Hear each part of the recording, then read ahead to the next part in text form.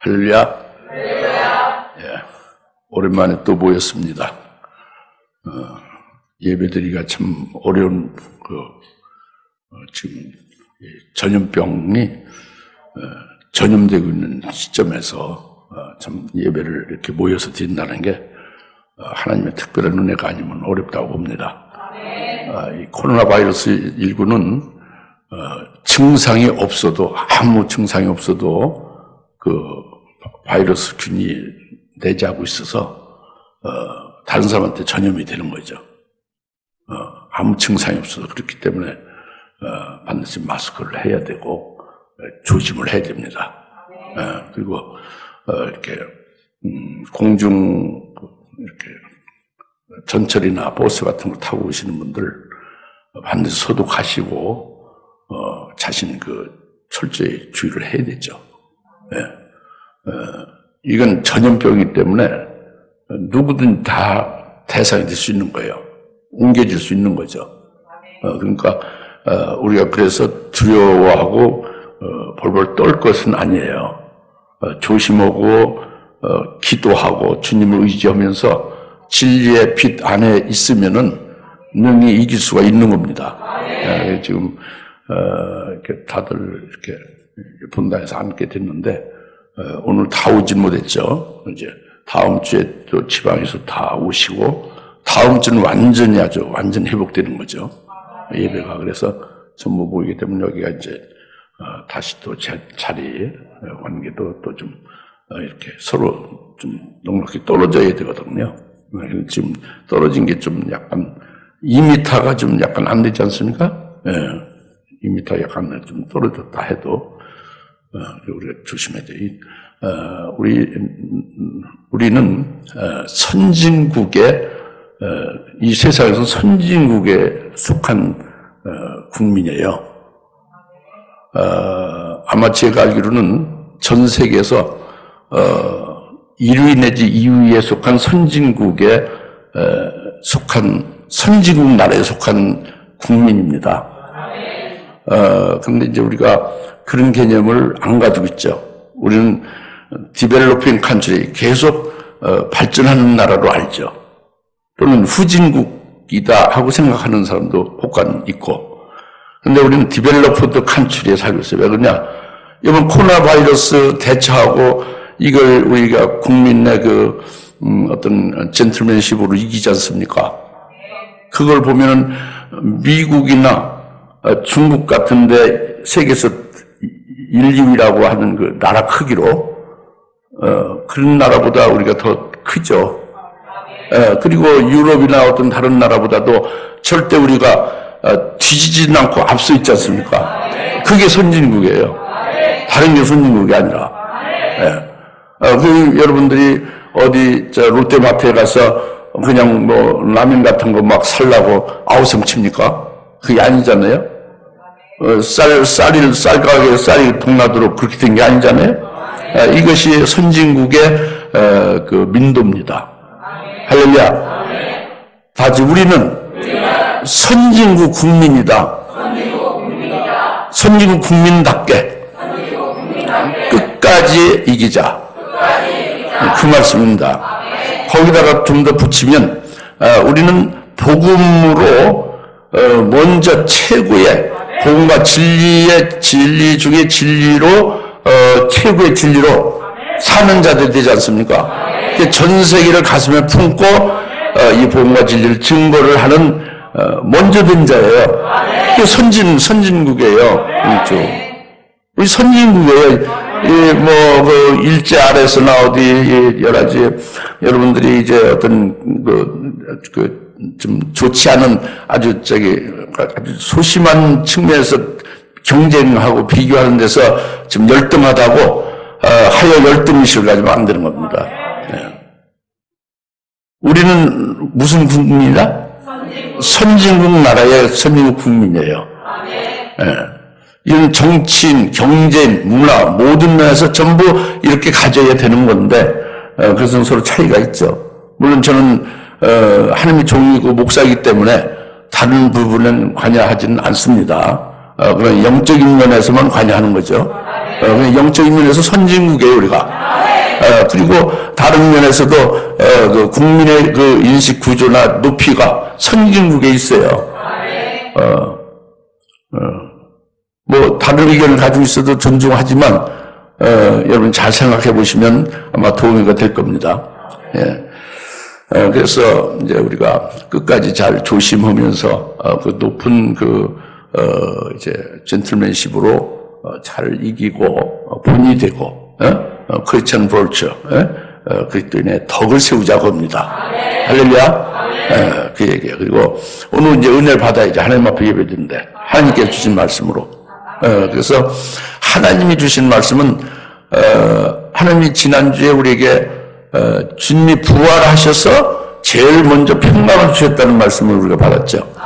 평강을 받아가지고 있는 것은 제자들만이 아니라 그리스도인들 우리 모두에게 평강을 주셨다는 거예요. 세 가지 평강을 우리 세 가지 평강을 받아가지고 있는 것입니다. 그리고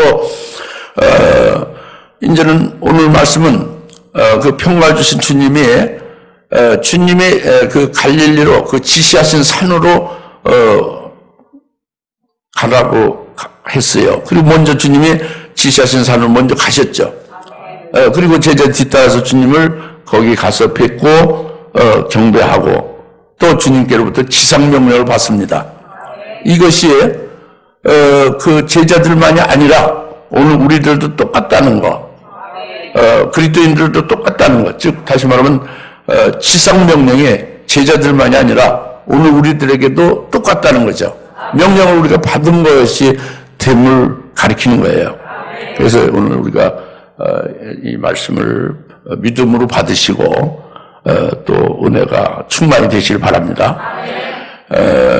먼저 16절 그때 11제자가 갈릴리로 가서 예수께서 지시하신 산으로 가더라 그랬죠.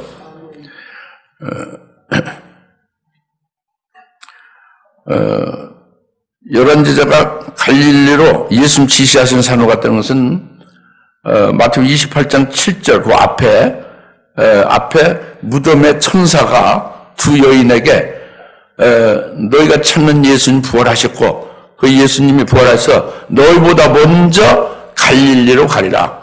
너희는 그 갈릴리로 빨리 가서 그분을 맞이하라 그랬죠. 마태복음 28장 7절에 천사가 두 여인 예수님을 찾으러 온 두 여인에게 하신 말씀이죠. 그러니까 예수님이 갈릴리로 먼저 가셨다는 거예요.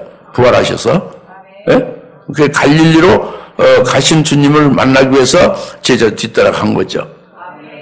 여기서 왜 주님이 부활하셔서 굳이 갈릴리로 가셔야 되느냐 하는 것이 이게 이제 우리가 깨달아야 될 내용이죠. 또 주님이 지시하신 산은 어디를 말하며 왜 주님이 굳이 지시하신 산으로 그렇게 지시하셔서 가게 하시나? 그게 어떤 의미가 있나? 제자들에게 나오는 우리들에게 어떤 의미가 있나? 이것을 성령으로 깨달아야 되지 않습니까?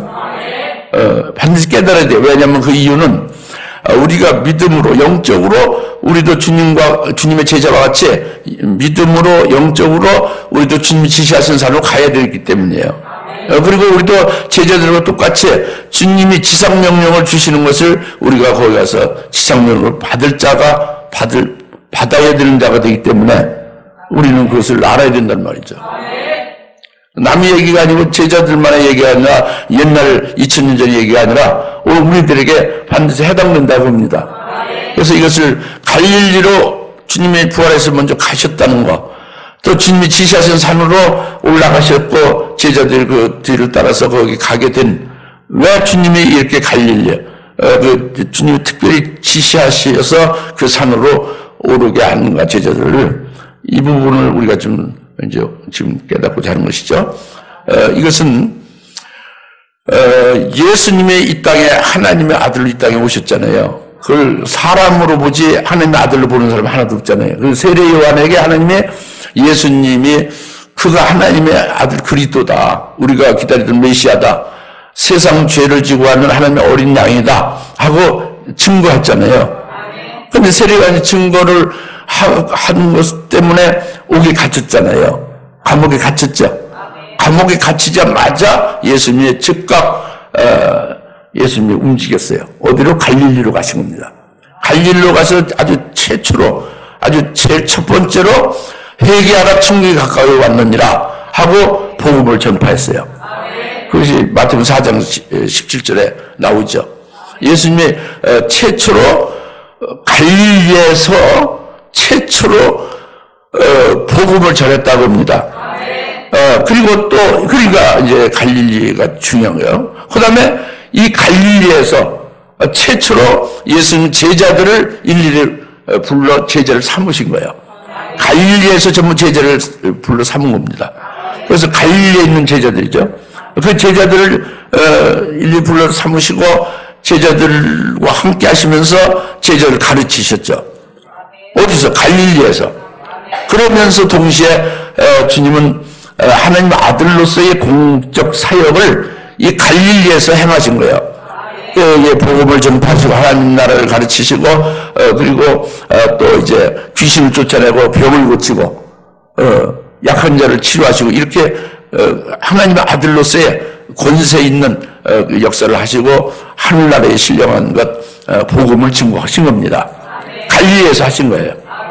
그리고 이것을 주로 다 끝낸 후에 마지막 끝으로 예루살렘 성에 입성하시고 그리고 십자가의 죽임을 당하신 거예요. 그리고 제3일에 부활하신 거죠. 이것이 예수님의 하나님의 아들로서의 공생애로 다 끝난 겁니다. 즉 구원의 완성이 끝난 거예요. 주님께서 우리 자기 백성들의 죄를 속죄 구원시키는 일도 끝난 것이고 영생 구원하는 일, 즉 부활을 하신 일이 끝나친 거예요. 그런데 주로 하나님의 아들로서 일한 것이 갈릴리에서 일을 하고 끄트머리의 마지막 그것을 빌라도 그 왕이 있는 곳은 예루살렘이잖아요. 예수님이 종려주의 왕으로 등극하죠. 그것이 이제 끄트머리에 붙은 완성되는 그 이제 부분이죠. 그래서 여튼 갈릴리가 이래서 의미가 나오는 거예요. 갈릴리에서 공생애를 첫 시작해서 주로 거기서 다 이루셨다고 합니다.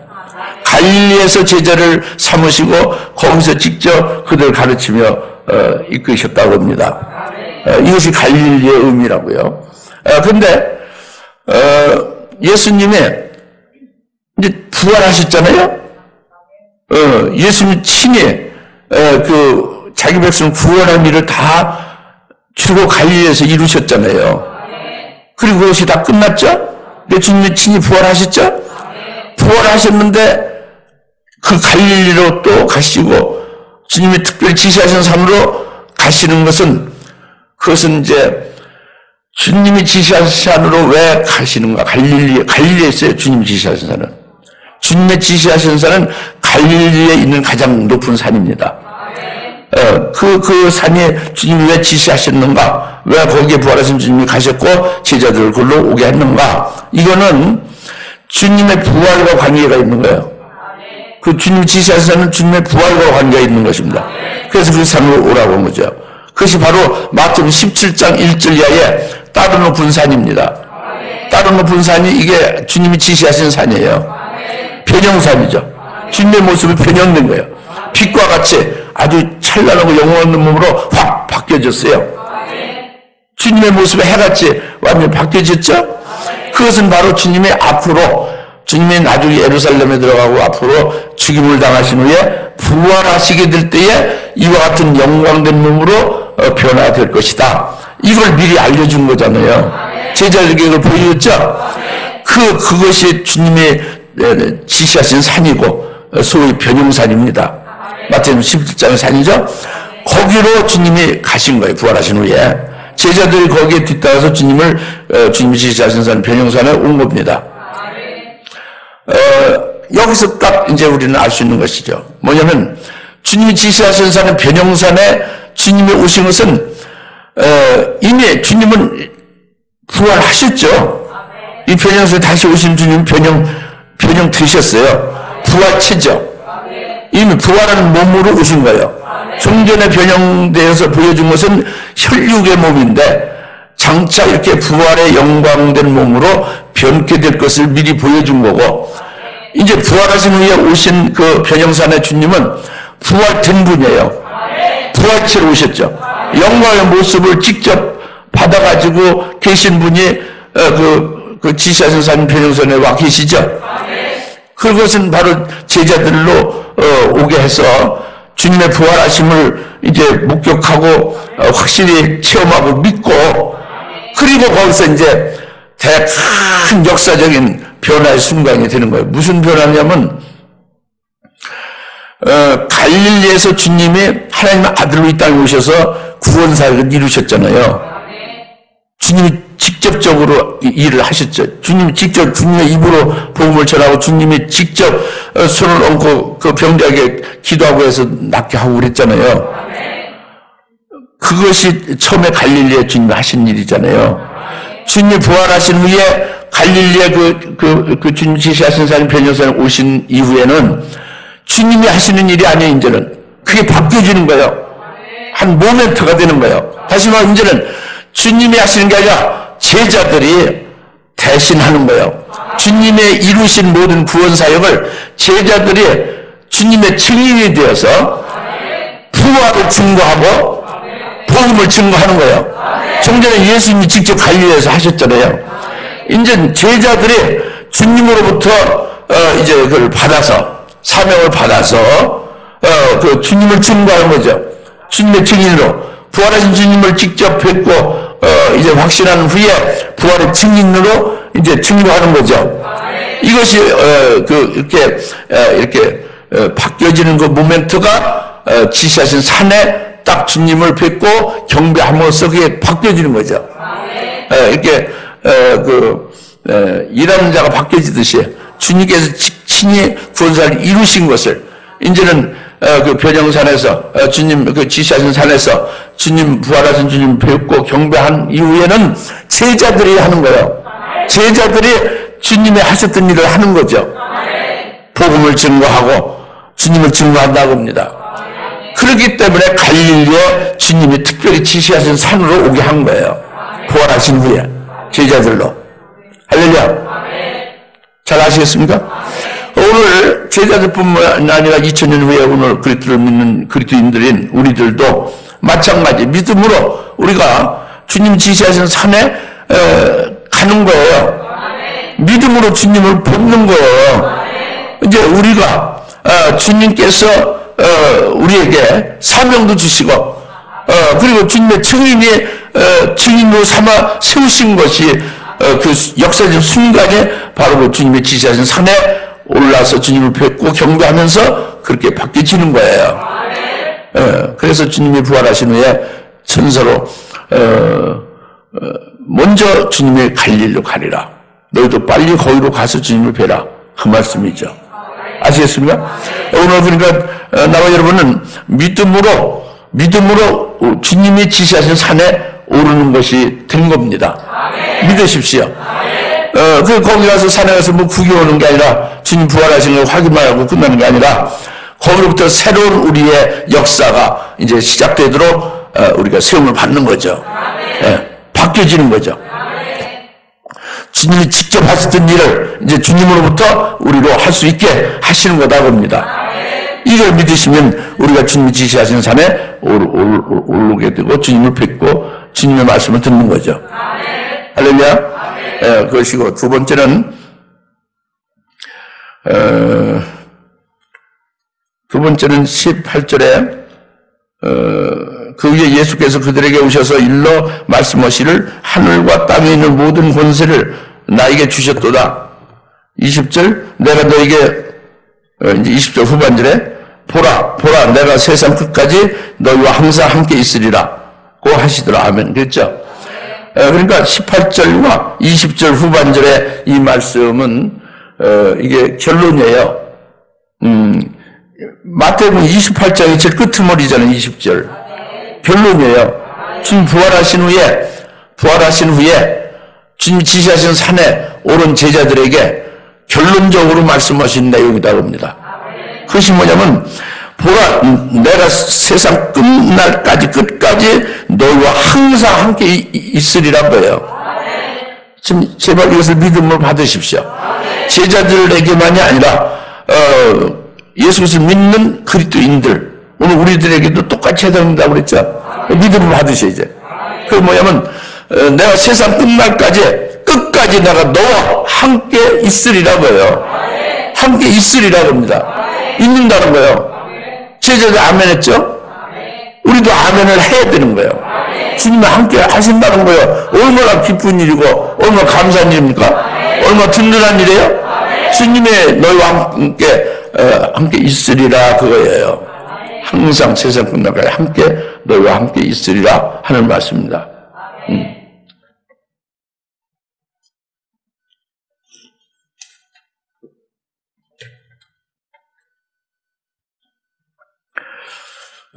너희와 세상 끝날까지 함께 있으리라는 것은 주님이 함께 나와 함께 이렇게 늘 같이 함께 동행한다.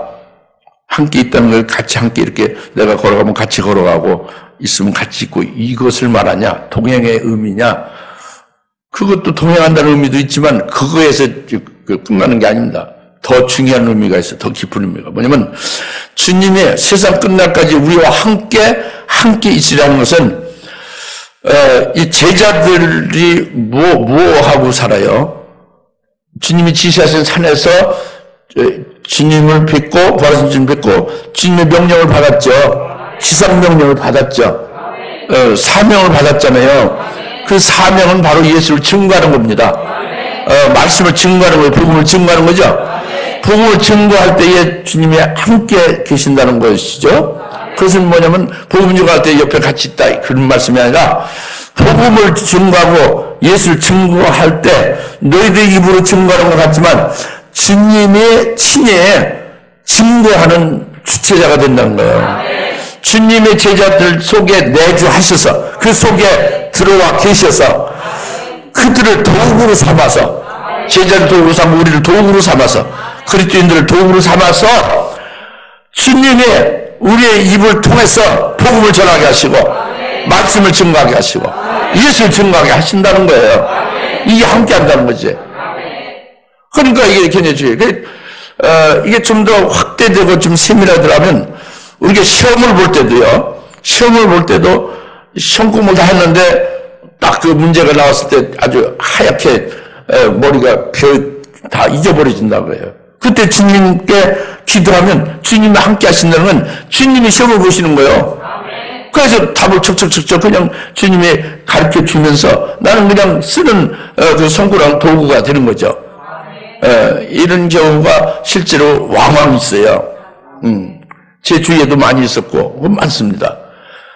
이거는 이제 아주 참 사소한 예고요. 실제로 뭐 선교할 때도 그렇고 실제로 복음을 증거하고 무슨 이런 이제 교육을 하고 가르치고 그럴 때 주님이 하신다는 걸 아주 확실히 느끼는 경우가 아주 대부분이에요. 뭐 일주일 동안 강의를 한 8시간씩 계속할 때 그걸 다 외우거나 뭐 준비해서 하는 게 아닙니다. 그리고 대상들이 막 그때 질문이 달랐고 뭐 여러 가지 상황이 다른데 어떻게 그걸 미리 준비하겠어요? 전부 주님이 하시는 거예요. 그 중간은 저는 도구가 될 뿐이죠. 그게 쓰여지는 거예요. 이게 주님이 함께 하시는 겁니다. 그리고 여러분이 음침한 삶의 골자를 갈지라도 주님이 여러분 속에 계셔서 주님이 그 걸음을 이끌어 가시고 어디로 좌로와 우로와 이렇게 해서 그렇게 하시는 거예요. 옆에 그냥 이렇게 주님이 같이 붙어 계셔서 늘 그냥 동행한다 이런 말씀이 아니에요. 아셨습니까? 그러니까 여러분이 신앙에 절대적으로 신앙 믿고 주님을 믿고 주님의 말씀에 이끌려 살면 이 주님이 이렇게 친히 자기 속에서 주체적으로 일하시며 자기는 그의 도구가 되어 주님이 함께 하신 역사를 늘 체험할 겁니다. 여튼 주님이 오늘 말씀하는 분명히 아주 지상명령을 주면서 결론은 보라 내가 세상 끝날까지 너희와 항상 함께 있는다는 거예요. 이것을 왜 믿질 못해요? 믿어야지.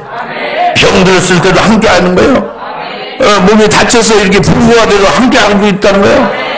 어디 곤란지에 가서 말씀을 증거할 때도 생사역전까지 위협을 받을 때도 입을 벌려 말할 때도 주님이 함께 하신다는 거예요. 그 주님이 주인이에요. 주체자지요. 우리는 그의 도구라니까 쓰여지는 몸이라고요. 그러니까 그리스도의 것이지. 그 그리스도의 것은 그리스도가 주인이에요. 이 함께 하시는 거죠. 제자들이 그리스도의 것이고 우리가 그리스도의 것이지 않습니까? 이것이 너희와 항상 함께 있으라고요. 그러니까 이것은 평상시에 그러니까 영적인 사람은 몸이 약하고 병이 자주 있고 뭐 여러 가지 그냥 뭐 하루보다 하루 먹거나 일용할 양식뿐 있는 거예요. 쌀떡에 쌀을 그득 있는 게 아니라 하루 세때거리만 있는 거예요. 그래서 계속 주님이 함께 하성을 체험을 하게 일용할 양식을 받으면서 하면 이게 참으로 영적인 사람이 되는 거죠. 이게 아주 믿음으로 늘 주님과 함께 하는 것을 체험하며 사는 사람이죠. 몸이 건강하고 뭐 하나고 하면 그런 걸 모르는 거죠. 못 느끼죠. 그럼 주님이 함께 하셔서 그 자기를 주장하고 이끌어 주는데도 그렇게 건강하게 해주는데도 그걸 인정을 안 하고 모르는 거예요. 그 어려운 일 없어요. 너 그냥 뭐 1년 12달 먹을 그 양식을 다 그냥 방에다 싸놓고 산다. 그러면 주님이 함께 하는 것을 못 느끼는 거지. 기도도 제대로 안 나오고. 그러나 영적인 사람은 그렇게 쌓여있건 간에 항상 주님께서 믿어주시며 주님께서 일하게 하시며 주님께서 네 입을 벌려 말하게 하신다. 모든 건 주님께서 주장하신다. 이렇게 딱 믿는 거죠. 이게 주님의 세상 끝날에 함께하는 것입니다. 할렐루야. 여러분, 사랑하는 여러분 혼자라고 생각합니까? 여러분이 홀로 있다고 생각해요? 아니면 주님이 세상 끝날까지 너와 내가 함께 있으리라 이 말씀 믿습니까? 믿는 자가 되십시오. 이게 사실이니까 그게 팩트예요. 믿는 게 그게 진실이라고. 주님이 하신 말씀 진실이에요. 여러분 혼자가 아닙니다. 네. 혼자가 아니에요. 네. 혼자 남편 있고 뭐 자식 있고 그런 말이 아니에요. 남편 자식이 뭐 어디 죽음의 길까지 같이 갈 수가 있네요. 무슨 함께 할 수 있는 것은 어느 정도 있지만 그 어느 이상은 없는 거예요. 자기 혼자 남는데 자기 혼자가 아니라 자기 속에 주님이 함께 하신다고 합니다. 아시겠죠? 예. 믿어집니까? 여러분 홀로가 아닙니다. 홀로라고 생각하는 사람은 함께 하시는 것을 믿지 않는 사람은 자기가 근심하고 걱정하고 염려하고 그냥 뭐 꿀탕하고 불안해하고 그 어떻게 해야 되나 그 문제를 어떻게 해결해야 되나 뭐 거기 가서 누굴 만나면 어떻게 될 건가 뭐 굉장히 늘 그냥 그 걱정 속에 있죠. 그래서 자기 머리를 그냥 발휘해서 자기가 자기 힘과 자기 의지를 가지고 하려고 애를 쓰죠. 그래서 되긴 어느 정도 돼도 그 한계를 벗어나지 못합니다. 그리고 결국은 기부합하게 돼 있어요. 손 들고 나오게 돼 있습니다. 주님이 우리와 함께 하심을 믿읍시다. 마태복음 1장부터 28장의 이제 결론이 뭐예요? 주님이 부활하신 후에 승천하셔서 주님이 그냥 그렇게 가시고 끝나는 게 아니라 다시 주님이 그들 속에 종전에는 물리적으로 이제 육체와 육체로 이렇게 혈육체로 계실 때는 함께하는 게 동행의 의미뿐이 없잖아요. 이제는 주님이 영으로 성령에 의하여 영으로 우리 속에 와 계시는 거예요. 네? 그래서 요한복음 14장 20절의 말씀 뭐라고 했습니까? 14장 18절부터 내가 너희를 고아와 같이 버려두지 않는다. 고아와 같이 남겨두지 않고 내가 너에게 다시 오리라. 이는 내가 살고 너희도 살겠습니다. 바로 그것을 깨닫는 것은 그날에, 즉 성령이죠. 보혜사 성령을 받은 그날에는 내가 아버지 안에 있고 너희가 내 안에 있고 내가 너희 안에 있는 것을 알리라 그랬어요. 그 성령으로 확신시켜 주는 거죠. 예수님이 우리 안에 계시고 예수님 안에 아버지가 계시는데 그 아버지가 계신 아버지가 예수님 내 안에 계시니까 아버지도 안에 계신 거죠. 예? 성령을 받았으니 성령도 계시고, 그죠?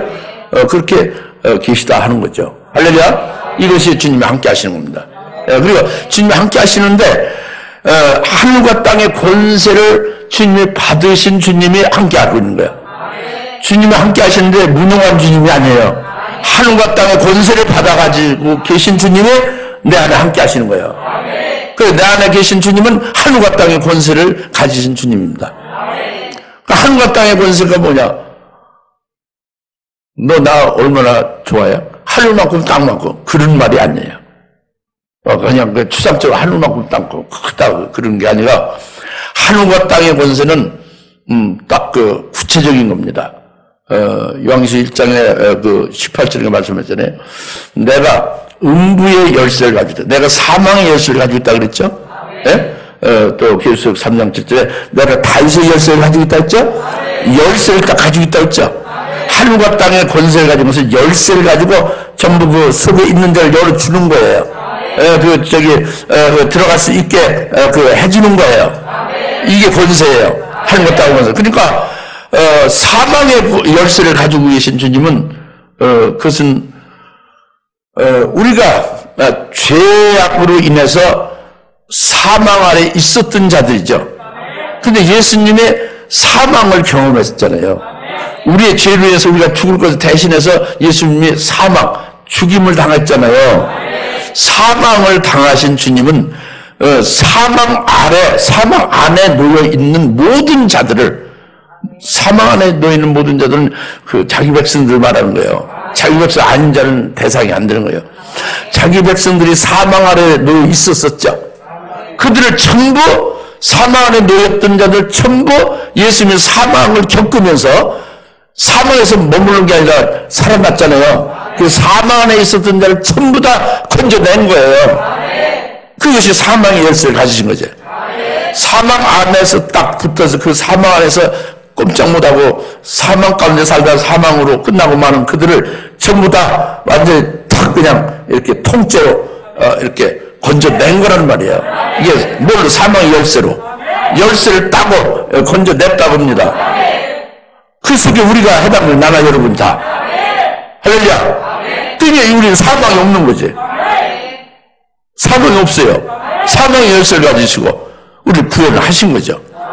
그리고 음부의 열쇠를 가지신 것은 예수님의 이 시체는 무덤에 묻히는 게 음부 권세 아래 들어간 거죠. 그런데 우리가 육신적으로 살아있어도 시체와 같이 열매 없는 죽음 가운데 있는 우리를 예수님의 사망했다고 금방 구원한 게 아니에요.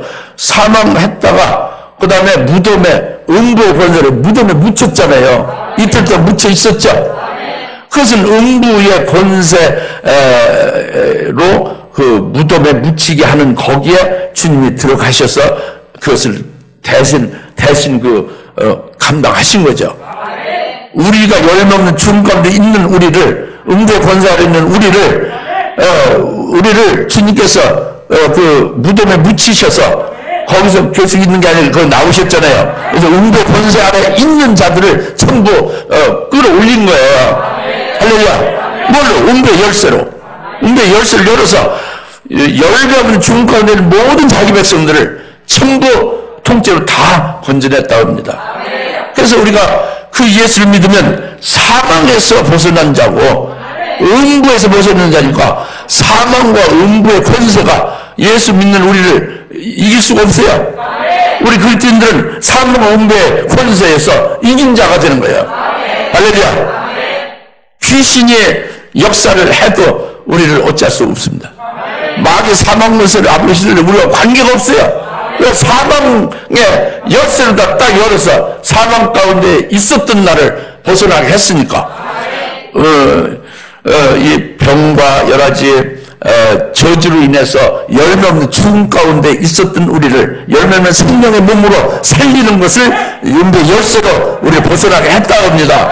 그러니까 하늘과 땅의 권세를 받으신 주님은 우리를 구원하신 거예요. 그리고 우리를 온전케 하시는 거죠. 그리고 우리를 이제는 이제 하늘나라의 영광을 받게 한 것이 되게 한 거예요. 하늘과 땅의 권세로. 그래서 계시록 3장 7절에 예수님이 다윗의 열쇠를 가졌다고 했잖아요.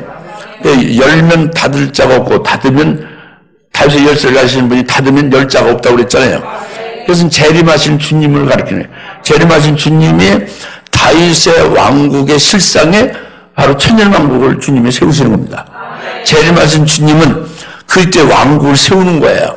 그래서 그분이 직접 실제로 정사를 다스리고 정치를 하는 거죠. 통치를 하는 거예요. 그것이 다윗의 왕국으로 그림자로 쭉 이스라엘을 줬고 성경에 기록했죠. 그것이 실제로 이루어진 것은 예수님 재림하셔서 세워지는 그리스도의 왕국이죠. 그 1천 동안 계속되니까 소위 천년왕국이라고 하는 거죠. 이 천년왕국이 이제 세워졌을 때에 그 천년왕국에 다윗의 열쇠를 가지신 예수님이 열쇠를 딱 열어서 너는 들어가, 김춘아 너 들어가, 칠레몬 너 들어가, 이렇게 딱 들어가게 하면은 들어가서 거기서 누리는 거예요. 천년왕국에서 열매 맺으면 복을 누리는 거죠. 이렇게 해서 다윗의 열쇠 가지신 분이 열림을 둬서 열면 열어서 들어가게 하면 누구도 못 들어가게 닫을 수가 없다는 거예요. 이게 다윗의 열쇠입니다. 그리고 그 다윗의 열쇠 가지신 예수님이 닫아버리면 누구도 열 수 없다는 것은 천년왕국에 들어갈 자가 못 되는 자 있잖아요. 믿지 않는 자 있잖아요. 첫째 부활의 영광을 믿지 않는 자 있지 않습니까? 주님이 재림하셔서 재림하셔서 세우실 그리스도의 왕국을 기록된 예언의 말씀을 믿지 않는 자가 있잖아요. 그런 자를 믿지 아니함으로 닫혀진 거잖아요. 주님께서 그들에게 열어주지 않는단 말이에요. 그 열쇠를 가지신 주님이. 우리는 열려진 거지. 믿으니까. 말씀 믿으니까. 그죠? 요한계시에 나오는 20장의 그 왕국 믿지 않습니까? 이사야에서 나오는 그 얼마나 많은 천년왕국에 대한 예언이 있습니까? 그죠? 우리 소망을 믿죠? 우리에게 열림을 두셔서 들어가게 하시고 그 영광을 받게 하신다고 합니다. 이것이 하늘과 땅의 권세를 가지시고 받으셔서 우리 안에 계셔서 우리를 구하시고 구원하고 살려내고 온전케 하시고 또 그 천년왕국의 영광을 들어가게 하시고 그 영광에서 영원토록 하늘에서 복을 받을 수 있는 자로 세우신다고 합니다. 이런 권세를 가지신 거예요. 내 안에 계신 주님이. 그 권세를 가지고 그냥 자랑하는 게 아니라 나에게 직접 그 권세를 활용하시는 거예요. 역사하시는 거란 말이에요. 믿으십시오. 네. 굉장히 중요한 거지. 주님이 지시하신 산에 가서 지상명령을 내리시면서, 명령을 내리시면서, 이제 제일 먼저, 하늘과 땅의 권세를 내가 받았으니, 세상 끝날까지 내가 너희와 항상 함께 있겠다고 딱 먼저 주셨잖아요. 그 다음에 이제 주님께서 지상명령을 비로소 이제 하시는 거죠. 네, 그것이 이제 19절에 나오죠. 그러므로 너희는 가서 모든 민족들을 가르치고 아버지와 아들과 성령의 이름으로 침례를 주며 그랬죠. 이것이 이제 지상명령이에요. 땅 위의 명령이 아니라 최고의 명령이다. 지상이라는 게 그냥 한국말 그래서 좀 어려워요. 한자를 쓰면 금방 아는데 영어로도 그러면 알 수 있고 한국말이 제일 어렵습니다. 온 세상에서. 그러니까 이 어려운 말을 하는 한국말 하는 사람이 최고예요. 영어나 중국어 하는 것보다도 한국말 최고 어려운 말을 하는 한국 사람들이 언어에서는 제일 최고 복이죠. 그래서 선진국으로 그래서 들어간 거예요.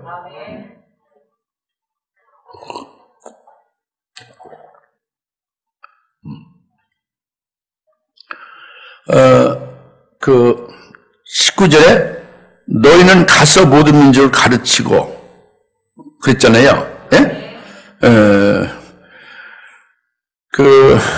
주님께서 부활하신 후에 제자들에게 지시하신 산에서 너희는 가서 모든 민족에게 가르치는 복음을 전하라는 거예요. 뭘 가르치냐? 복음에 대해서 가르치고 복음에 대해서 알게 해서 복음을 믿게 하고 복음으로 살게 하라는 거죠. 가르치라는 게. 예? 복음에 관한 거예요. 근데 복음에 관한 건데, 이것이 제자들에게 이렇게 명령을 준 것은 우리도 똑같이 이 명령을 받는 자가 되는 거예요. 우리도 그러니까 복음 전파를 해야 되는 거예요.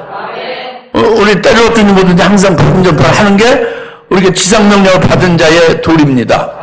그걸 잘 했느냐 못했느냐를 나중에 이렇게 어카운팅을 하는 거야. 주님께서. 예? 그러니까 우리는 꼭 해야 되는 거죠. 근데 이렇게 복음 전파를 할 때에 지상명령을 받아서 우리가 사명 감당해서 복음 전파를 할 때에 그때에 이제 중요한 부분이 뭐냐면 이사야서 6장 9절이 아니라 6장 8절에서 그랬죠. 누가 우리를 위하여 갈고 그랬죠. 하나님 자신을 칭하되 하나님 단수로 말하지 않고 누가 우리를 위하여 갈고 그랬죠. 그러니까 내가 여기 있나이다 나를 보냈어 그랬죠. 이사야 선지자가 준비됐다고 보내달라고 그러는 거죠. 여기서 중요한 것이 하나님은 나가서 가르치고 복음을 전하는데 가르치는 내용, 전하는 내용에 이 복음이 예수요 하나님이거든. 예? 그런데 단수만이 아니에요. 우리를 위하여 누가 갈 거 그랬잖아요. 그러니까 복수인 우리 하나님을 증거하는 것이 복음이에요. 예? 예수를 증거하는 복음이죠? 근데 예수로 인하여 예수를 믿으면 죄에서 벗어나 죄사함을 받죠? 그 예수 믿고 죄사함 받으면 성령을 받죠? 그러면서 눈이 열려져요. 아, 예수님의 아버지가 내 아버지구나. 이것도 알게 되죠. 아, 그래, 예수님의 성령을 하면서 보여준 거구나. 이것도 알게 되죠? 그러니까 예수를 믿게 되고 예수를 깨닫게 되면 자동적으로 그 아버지를 알게 되고 그리고 아버지께서 예비하신 성령을 내가 받은 것을 알게 되죠. 그러니까 이것이 이제 가르치는 내용이에요. 복음 전파하는 내용이란 말이에요. 또 오늘 우리 교회는 이제 삼일체 하나님 이 성부 성자 성령을 잘 우리가 늘 관심 있게 보고 자기에게 실제적으로 이 세 분 하나님이 계신 것을 알잖아요. 근데 대개 다른 교회에서는 하나님은 한 분이라고 하지 세 분이라고 하면 놀라버려요. 이단이라고 그러죠. 성경에 하나님은 세 분이시니 하늘의 세 분이시니 아버지와 말씀과 성령이시다 그랬거든요. 이렇게 이걸 믿어야죠. 요한일서 5장 7절. 근데 아예 다른 성경 자체에 그것을 아주 싹 찢어버린 그 삭제한 성경을 마귀가 변개시킨 성경을 가지고 그걸 잣대로 다 믿으니까 그게 안 나오죠. 예? 물론 다른 데도 있지만 우선 아주 청통적으로 딱 이렇게 정확하게 기록된 말씀은 찢어버렸으니까 그 마귀가 찢어버렸어요. 요한일서 5장 7절 없애버렸다고. 하나님이 세 분이라는 것을 없애버렸다고요. 원문에 있는데. 그래서 우리가 지상명을 받아서 복음을 전파해야 되는데 이것은 우리를 전파라고 해요. 아버지 아들과 성령을 전파라고 그러죠. 할렐루야. 그게 전파하고 가르친 다음에는 그 다음에는 뭐라고 했어요. 아버지와 아들과 성령의 이름으로 침례까지 주라고 그러죠. 왜 침례를 줘요? 믿으니까. 누굴 믿어요? 예수를 믿고 아들 믿고 아버지를 믿고 성령을 믿으니까. 그러니까 아버지, 아들과 성령 이름으로 침례를 주라고 합니다. 할렐루야. 사도행전 2장 38절, 39절에 베드로 사도가 주님이 명령한 그대로 행했죠. 그래서 그가 예수를 증거하고 그리고 예수님 안에 계신 아버지와 또 성령을 지금 부어주셨다. 예수님이 이걸 증거했죠. 그래서 유대인들이 회개하고 그거 못지할까 너희가 회개하고 죄의 사함을 받고 그리고 아버지 아들과 성령 이름으로 침례 세례를 받으라. 그럼 약속의 선물로 성령을 주시리라. 이렇게 전파했죠. 그리고 세례를 줬어요. 침례를 줬죠. 그러니까 그들이 성령을 다 충만히 받은 거예요. 하루에 3,000명이 다.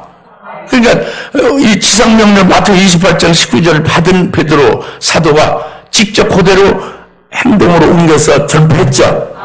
전파를 아버지와 아들과 성령을 전파했어요. 복음을 전파했죠. 그런데 믿고 따른 자들에게 회개하고 제사함 받은 자들에게 아버지 아들과 성령 이름으로 세례를 줬단 말이에요. 할렐루야. 그리고 우리도 그렇게 하라는 거죠. 그게 되라는 거죠. 할렐루야. 그 말씀이에요. 그게 지상명령이에요. 우리가 지금 중요한 것은 내 속에 예수 믿는 게 확실해야 돼요. 다른 예수도 많이 있으니까. 저 신천지 이만희 그 집단이 부르짖는 예수는 다른 예수, 전혀 다른 예수예요. 저기 만민중앙교회 이재력 목사라고 칭하는 그 거짓 목사인데 그가 전하는 것은 다른 예수, 우리 예수가 아닙니다. 예수라는 이름을 이렇게 빙자해서 다른 예수예요. 엉뚱한 자죠. 그러니까 하나님이 하는데 비슷하게 바려 하거든요. 그냥 굳이 번역하면 주여라고 하는데 우리가 믿는 하나님의 주가 아닌 거예요. 바알신을 섬기는 게 잘못된 거죠. 그와 똑같은 거예요. 신천지나 만민중앙교회나 그런 데서 전부 다 바알을 섬기는 거와 똑같은 거라고요. 이름을 예수라고 부르고 뭐 하나님 부르지만 그게 아니란 말이에요. 천주교에서 말하는 하나님이 우리가 믿는 하나님이 아니에요. 그 천주교에서 믿는 예수가 우리 예수가 아니에요. 우리 믿는 그냥 늘 십자가에 달아매놓고 있는 예수라고요. 우리가 믿는 예수는 부활해서 하나님 모자부에 영원히 계신 예수님이지. 그리고 그분이 우리 안에 계시지. 천주교 예수는 그게 아니에요. 그러니까 이게 예수가 다 각양각색입니다. 성경에서 계시한 예수 우리가 믿는 게 참 예수 믿는 거죠. 그 예수를 믿으면 그 예수님의 그 생명의 빛을 받아서 자기에게 아버지가 계시고 그리고 예수님을 통해서 또 성령을 받아 성령이 계시고 세 분이 계신 것을 우리가 확신할 수 있는 거예요. 너희가 벌써 성령을 받는 그날에는 내가 아버지 안에 있는 것을 너희가 알고 너희 안에 내가 있는 것을 알고 너희가 내 안에 있는 것을 알고 내가 너희 안에 있는 것을 알고 하나가 된 것을 안다. 그때 것이 된 걸 안다. 아버지가 너희 안에 있는 걸 안다. 우리가 하나가 된 것을 안다. 그거잖아요. 그래서 삼일째 하나님 우리가 복음을 너희는 가서 모든 민족을 가르치고 침례를 주라. 삼일째 하나님을 증거하는 거예요. 그리고 그 삼일째 하나님의 이름으로 세례를 주는 거죠. 세례를 받아야 되는 거예요. 할렐루야. 이 말씀입니다. 그 다음에 계속 그 지상명령이 20절에 계속된데 20절 전반절에 내가 너에게 명령한 모든 것을 가르쳐 지키게 하라. 예. 다 같이 내가 명령한 모든 것을 가르쳐 지키게 하라. 여기 그 오늘날 교회들이나 그 참 신학교에서나 뭘 강조하냐면 예수님의 제자를 삼으라고 가서 제자 삼으라 뭐 노래까지 하죠. 그죠? 그걸 어디에 근거해서 하는지 모르겠어요. 그 목사님과 어디서 근거해서 합니까? 그러니까 마태복음 28장에 여기 19절 20절 있지 않냐고 그래요. 마태복음 28장 19절 20절에 가서 제자 삼으라는 게 있어요? 없어요. 제자를 삼으면 안 돼요. 자기 제자 삼으면 안 되지. 그래서 늘 얘기가, 내가 신학기 교수가 나한테 얘기를 해요. 누구도 내 제자고, 누구도 내 제자. 내 제자를 많이 줬다. 어느 날도 내 제자가 있고. 자기 제자 얘기하는 거예요. 그런 제자는 성경 없어요. 누가 제자 삼으라고 했네. 제자 삼으라고 했어요. 그러니까, 이제 병신도 제자 훈련까지 나오잖아요. 이 제자 삼는, 예수님 명에서 제자 삼으라고 하는 게 없습니다. 있으면 얘기해 보시오, 어디. 그 목사님들이 이게 오늘 본문 마태복음 28장 19절 20절에 있다고 하는데 없습니다. 없죠. 제자 삼는 거 없어요. 사람이 자기 제자 삼으면 큰일 나는 거예요. 우리는 단지 예수님을 믿게 하고 예수님의 형상이 우리 속에 이루어질 수 있도록 세례도 주고 여러 가지로 이제 가르쳐 세우는 일을 하는 거지. 자기 제자를 잡으면 큰일 나는 거예요. 망하는 거라고. 그리고 그 사람이 아무리 훌륭히 잘해도 그 사람의 제자뿐이 안 되잖아요. 그리스도의 형상이 이루어질 못하잖아요. 그런 법 없어요. 예수님은 그런 말씀을 한 적이 없어요. 그러니까 우리도 가서 제자 삼으라 이런 얘기는 노래도 하지 않는 게 좋아요. 큰 거 없는 것을 한 거거든요. 여튼 노래 불러도 확실히 알고 불러야지. 네? 알겠습니까? 그래서 이제 지상명령에 너희는 가서 모든 민족을 가르치고 성령으로 세례를 주라는 게 하나 있고, 그 다음에 두 번째로 이제 20절에 내가 너에게 명령한 모든 걸 가르쳐 지키게 하라고 합니다. 다 같이 가르쳐 지키게 하라. 그거예요. 그러니까 가르치라는 것은 주님의 말씀하신 것을 들은 제자들이 그것을 그대로 가르침 받은 대로 가서 그대로 가르치라는 거잖아요. 예? 제자들 사상을 가르치는 게 아니라 주님이 분부하신 것, 주님이 명령하신 것, 주님이 가르친 것, 그걸 가지고 그대로 가르치라는 거죠. 그죠? 그거예요. 그런데 제자들이 주님이 3년 동안 막 가르쳤잖아요. 막 이렇게 배우기도 하고 명령하신 것도 한두 가지가 아니잖아요. 이 지상명령은 이제 마지막이지만 주님이 정전에 말씀하신 게 많이 있잖아요. 그것이 수백 가지, 수천 가지 되겠죠? 근데 그걸 제자들이 머리에 다 외우고 있나요? 그걸 알아야 가르치는데, 주님께서 가르치고 분부하신 것, 주님께서 명령하신 것을 그걸 그대로 가르쳐야 되는데 가서 가르치라고 했잖아요. 그 주님께로부터 들은 것 그대로 그대로 가르치라고 했는데 그걸 다 외우고 있어요, 못 외우고 있어요, 제자들이. 제자를 만나봐야 안다고 하는 사람은 참 얘기가 좀 곤란한 분이야. 제자들이 다 외우질 못합니다. 다 잊어먹었지. 또 말씀할 때 깨닫지도 못하고 무슨 말인지 알지도 못하고 알았다고 해도 그게 이 머리통에 이게 기억해서 외워가지고 드르륵 이렇게 나온 게 아니에요. 다 잊어먹었어요. 그런데 지금 너희가 내가 너에게 분부하고 가르친 것을 그대로 가서 명령한 것을 가서 그대로 가르치고 그리고 지키게 하라 이랬으면 이건 어떠냐. 이건 그들이 다 잊어먹었고 그들이 그 가르침 받을 때 깨닫지 못했어도 주님께서는 내가 너에게 가르치고 분부한 것을 그대로 가르치라 하게 할 수 있게 하는 거예요. 가르칠 수 있게 하는 거예요. 뭐냐? 요한복음 14장 26절 말씀이 바로 그거예요. 그래서 뭐냐면 성령, 보혜사 성령이 너에게 임하시면 성령이 예수님이 너희에게 가르친 모든 것, 명령한 모든 것, 분부한 모든 것을 다 생각나게 한다는 거예요. 전부 이제 되살아나게 한다는 거예요. 되살아나게 색감을 잊어먹는데 아무것도 안 남았는데 벌써 성령이 내 안에 들으시면 성령은 다 주님이 하신 말씀을 전부 다 되살리고 그게 무슨 뜻인지 전부 다 깨달아 알아서 척척척척 성령으로 가르치게 한다고 합니다. 여러분 14, 20년 믿으십시오. 그러니까 여러분도 그 전에 이영 목사님의 그 말씀 많이 해서 목사님도 너무 은혜를 받고 너무 아주 믿음 받고 너무 좋습니다. 근데 목사님처럼 그렇게 어디 가서 설교를 하려고 하면 통 다 잊어먹어서 생각이 안 나는데 이게 걱정이라고 그러셨어요. 근데 목사님 믿음이 좋으시니까 그걸 믿음으로 받고 은혜 받았으면 그게 수족합니다. 나가서 증거할 필요가 있을 때는 성령이 다 생각나게 해서 증거하게 할 테니까 염려하지 마시라고. 아멘하고 믿으죠. 그래서 이현희 목사님 아주 믿음에 아주 참 본보기였어요. 아주 믿으셨어요. 절대적으로 믿는 거예요. 하는 말씀을. 네.